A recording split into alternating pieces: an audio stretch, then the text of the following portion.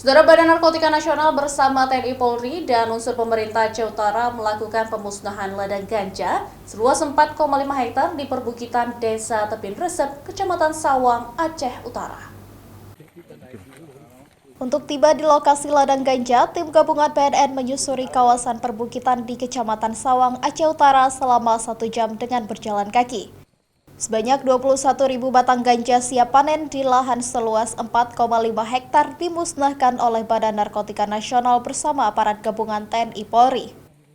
Satu persatu tanaman ganja di 11 titik lokasi terpisah dimusnahkan dengan cara dicabut dan dibakar di lokasi penemuan.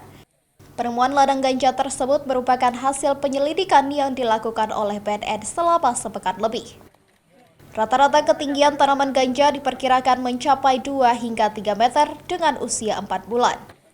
Selain memusnahkan 21.000 batang atau sekitar 20 ton tanaman ganja basah, petugas juga memusnahkan ratusan bibit tanaman ganja. BNN pun terus melakukan pemusnahan ladang ganja yang berada di Aceh dan terus mengingatkan warga agar menanam tanaman yang lain yang lebih produktif, guna mencegah kerusakan generasi bangsa.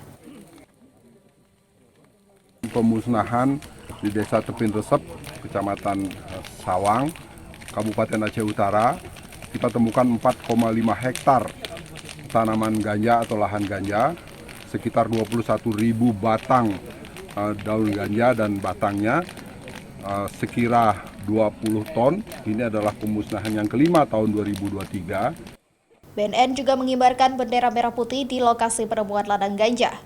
Hal itu dilakukan sebagai bentuk pencapaian BNN dalam memberantas narkoba sehari sebelum peringatan Hari Kemerdekaan Indonesia ke-78. Zikri Maulana, Kompas TV, Lok Sumawe.